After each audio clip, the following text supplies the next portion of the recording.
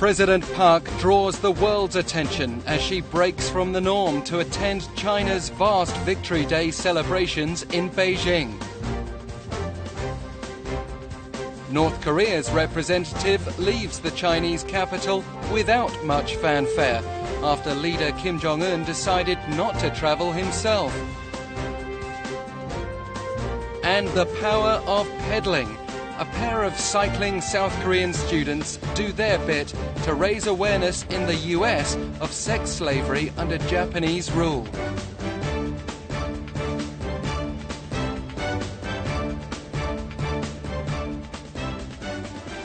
Hello and welcome to News Today on KBS World. It's Friday, September 4th. I'm Alex Jensen, in for Luke Cleary. President Park Geun-hye attended a military parade at Beijing's Tiananmen Square Thursday, marking the 70th anniversary of the end of World War II. Her attendance drew an international spotlight as she was the first ever South Korean leader to attend China's Victory Day celebrations. Along with some 30 foreign leaders, President Park Geun-hye attended China's World War II victory commemoration event, the largest to date this year, held at Tiananmen Square on Thursday. She's the first ever Korean leader to watch over a massive military parade during the Victory Day event on the balcony of the Gate of Heavenly Peace at Tiananmen Square. She was seated next to Russian President Vladimir Putin, who sat on the right of Chinese President Xi Jinping. Park's seat was at the center of the balcony. During the parade, Park naturally held conversations with Putin and other foreign dignitaries as she flexed her diplomatic muscle. She was always close by President Xi as she took the right or left side of the Chinese leader, alternately with Putin during photo shoots and while she entered event sites. The seating arrangements are believed to reflect the Beijing government's special treatment for the Korean leader, while it remains considerate of its traditional ally, Russia. North Korean official Choe Ryong-hae, the North's ruling Workers' Party secretary, sat at the farthest end of President Xi's right side at the parade. Choe is not known to have met with President Park during the Beijing event. President Park's China visit is expected to usher in a new era for Northeast Asia's diplomatic order, which has traditionally been viewed as North Korea, China and Russia versus South Korea, the US and Japan. Seoul and Beijing have also begun taking steps to resume six-party talks aimed at denuclearizing the North as a follow-up to this week's Park-Xi summit. President Park Geun-hye watched the Victory Day parade in Tiananmen Square alongside Chinese Prime Minister Xi Jinping and Russian President Vladimir Putin. It was the same venue in which 61 years ago, then Chinese leader Mao Zedong and then North Korean leader Kim Il-sung watched a parade marking the 5th anniversary of the founding of the People's Republic of China. This scene symbolically demonstrates closer ties between Seoul and Beijing and the strained relations between Beijing and Pyongyang. The traditional dynamics of Northeast Asian diplomacy, which so far has been represented in the form of South Korea, US, Japan versus North Korea, China, Russia, is also expected to change. Seoul and Beijing have already begun follow-up measures for the recently held bilateral summit in a bid to resume the six-way nuclear talks, with South Korea's envoy to the talks scheduled to visit the United States next week. Another diplomatic achievement is the agreement to hold a summit meeting of South Korean, Chinese, and Japanese leaders. If the meeting takes place within this year, the currently awkward ties between China and Japan, as well as between South Korea and Japan, will likely take a turn for the better, which will in turn accelerate changes in Northeast Asia's geopolitical situation centered on the Korean Peninsula. North Korea's ruling Workers' Party secretary Choe Ryong-hae returned home immediately after attending Thursday's World War II Victory Day event in China. A meeting with Chinese President Xi Jinping is not believed to have materialized during his stay. At China's Victory Day military parade in Beijing Thursday, North Korean ruling Workers' Party Secretary Choe Ryong-hae was seated at the farthest end to the right of Chinese President Xi Jinping on the balcony where dignitaries watched over the parade. It's a far cry from China's 6th Victory Military Parade in 1954, when North Korean founder Kim Il-sung stood right next to then Chinese leader Mao Zedong. Choe Ryong-hae did attend a luncheon reception that followed the military parade. He encountered President Xi several times, but it's known a one-on-one meeting did not take place. It's also not confirmed whether Choe was carrying a letter from North Korean leader Kim Jong-un.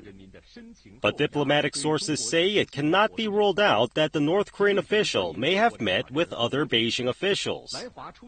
Choe returned to the north immediately after attending the event in Beijing, with the North's Pyongyang broadcasting station corroborating the report. Choe went to China accompanied by only 3 other officials, including the vice defense minister. He attended the parade not as Kim Jong-un's special envoy, but as chief of Pyongyang's delegation. The visit to China by a ranking North Korean official was in fact the first since May of 2013, but neither side conveyed any words or actions aimed at restoring strained bilateral relations. Gross national income is down for the first time in 4.5 years, falling in the second quarter due to slow economic growth. While households and businesses drastically cut spending due to the MERS outbreak, it was left to the government to increase expenditure in a bid to prop up the economy. Solving this problem has become a major challenge for the nation. The MERS outbreak is long over, but the Namdaemun market in Seoul is still nearly deserted. Customers refuse to open their wallets. 작년보다 더하죠. 손님이 안 들어온다니까요. 손님이 들어오질 않아요. Various economic indices reflect this gloomy situation. The nation's GDP grew only 0.3% in the second quarter of this year, remaining below 1% for 5 consecutive quarters, while the gross national income slipped 0.1% from the first quarter. Even national income, which has been growing steadily, recorded its first decline in 4.5 years. The government's spending expanded 0.8% compared with the first quarter, whereas private spending fell 0.2%. As households refuse to spend and businesses to invest, it has recently fallen on the government to prop up the nation's economy. With Korea's exports plummeting due to external uncertainties such as the economic slowdown in China, the necessity to increase domestic spending is rising by the day. A pair of Korean university students have been raising awareness of Japan's wartime sexual enslavement of foreign women by cycling across the US. They took on the challenge, having finished up their military service on the Dokdo Islets. KBS caught up with these 2 young men. 2 young cyclists show up at 48th Street in Manhattan, New York, where the Japanese Consulate General is located at noon local time. They are Korean university students Shim Yong-seok and Baek Do-gyul. They came to demand a sincere apology from the Japanese government over the country's wartime sexual slavery during World War II. Apologize for inflicting such brutal violence against women and children and stop committing even more crimes by denying and avoiding its responsibility. The 2 students served in the military and were based in the Dokdo Guards. They set out on their cross-country cycling journey of America on June 27th in a bid to shed light on the sexual slavery issue. They were bogged down by the heat and also suffered injuries. Their tires went flat every 3 days. But they continued to hold protests at major cities they stopped over, including Los Angeles, Chicago, and Washington, giving out leaflets to Americans. 저희와 비슷한 친구들이 이 문제를 잊지 않고 끝까지 해결할 수 있도록 작은 목소리를 내주기를 바라고 있습니다. The 2 men also delivered a letter of protest to the Japanese Consulate General, but have not yet received a response. An insurance fraud gang accused of covering up car race accidents has been apprehended by the authorities. The group allegedly tried to pass off damage as having occurred in ordinary accidents because it would not have been covered by insurance otherwise. Two racing cars speed down a circuit. The car running ahead swerves on a curve and collides with the accelerating car behind it. Such clashes are common during car races, but they are not covered by insurance. A gang comprising 8 members, including a 30-year-old man surnamed Kim, deceived insurance companies to obtain money for the cost of repairing cars that were damaged during races. The gang obtained insurance money by claiming that the accidents occurred on regular motorways. The perpetrators were able to deceive insurance firms by conspiring with repair shop owners and tow truck drivers. 견인 기사가 그 사고 장소에서 이제 차량을 견인을 해 왔다고 하니까 저희들은 이제 정상적인 사고로 판단해서 이제 보상치를 하게 된 겁니다. Through such insurance fraud, the gang obtained approximately $99,000 between April last year and January this year. Police have indicted 8 drivers, including Kim, without arrest, as well as 5 others, including a 33-year-old car repair shop owner surnamed Won, who helped them. The hottest media trend of late needs just one person and one smartphone. The creators of such broadcasts can become just as popular as celebrities. This is a fan meeting sponsored by YouTube. These people, being greeted by screaming fans like K-pop idols, are called one-person creators. 한번 먹어보도록 하겠습니다. Na Dong-hyun is a one-person creator who used to be an ordinary office worker. His signature shows are of him playing video games, as well as eating food known as mukbang in Korea. He is better known in cyberspace by his alias, Great Library. He boasts of more than 1 million loyal fans on YouTube alone. Na also claims to make nearly $42,000 a month through the advertisements attached to his video clips. 안녕하세요. 연두콩이에요. 박보영 씨 메이크업을 해봤어요. There are even so-called beauty creators who post how-to videos of unique makeup techniques. 시청자분들의 피드백을 받아서 그걸로 영상을 제작하고 있어요. 그래서 오히려 약간 시청자분들이 내 말을 들어준다라는 느낌. In addition to trivial and personal interests, video postings on cooking, beauty, languages, and other specific topics are sparking great responses from the younger demographic known for their distinct personalities. This is the era of smart media. One-person creators known for their engaging personalities and knack for broadcasting are rising as A-listers in the contents market. The Assassination, having far surpassed 10 million ticket sales, is still a leading box office contender. The unwavering popularity of the movie may soon change the order of the highest-grossing films in Korean history. The movie The Assassination attracted more than 12.3 million moviegoers as of Thursday, becoming the 6th highest-grossing Korean film in history. It has overtaken 2 other box office hits, The King and the Clown and Masquerade. The movie broke through the 10 million mark on Korea's Independence Day on August 15th and still remains in the upper tier of the box office 7 weeks since its release. The Throne, a movie about the tragic relationship between King Yeongjo and his son, Crown Prince Sado, was shown at a press preview ahead of its public release. The Throne is the latest work by director Lee Jun-ik, who directed The King and the Clown.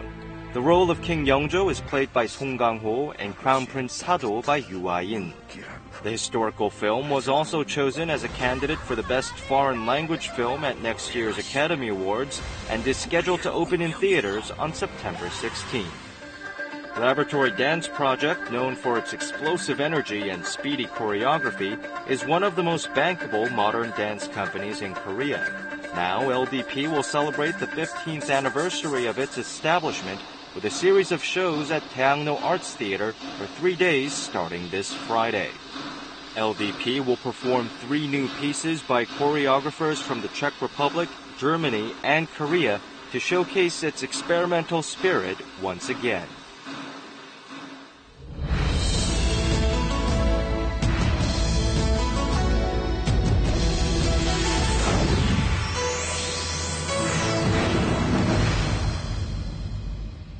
Pet dogs are an ever common sight in our neighbourhoods, but rarely will you find as many under one roof as last weekend at the Kintex Convention Centre in Ilsan, Gyeonggi Province.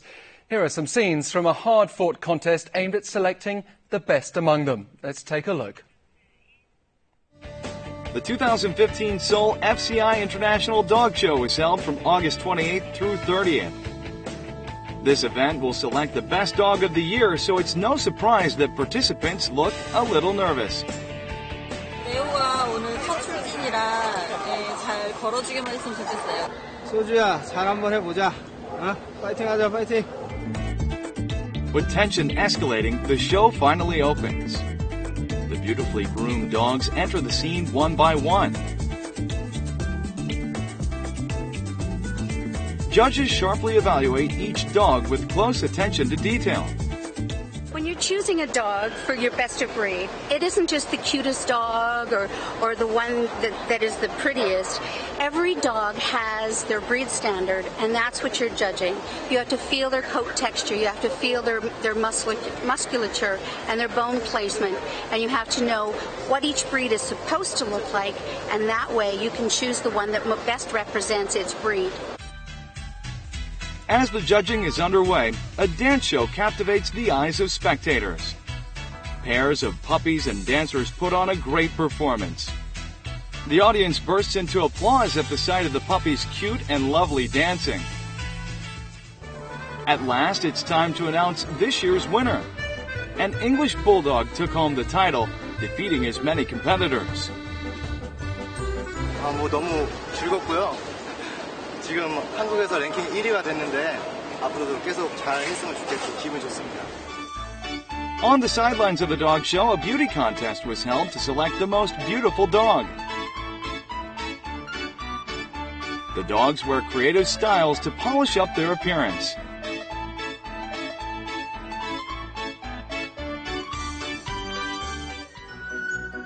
The winner is soon announced, and the owner cries out in joy. 너무 좋죠. 고생을 많이 했어요. 한 4일 정도. 그래서 고생한 보람이 있는 것 같아서 좋습니다. Thousands of dogs of 70 different breeds showed off their charms at this year's International Dog Show. Some dogs had their day, while the runners-up are looking forward to next year. Now we'll take a look at the markets, followed by the world weather.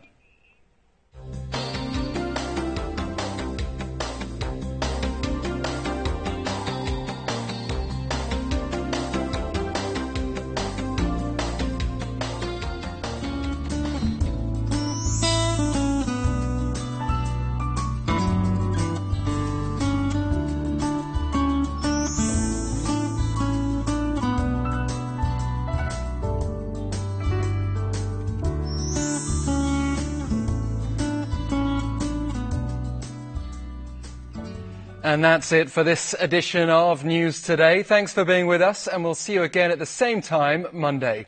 Goodbye.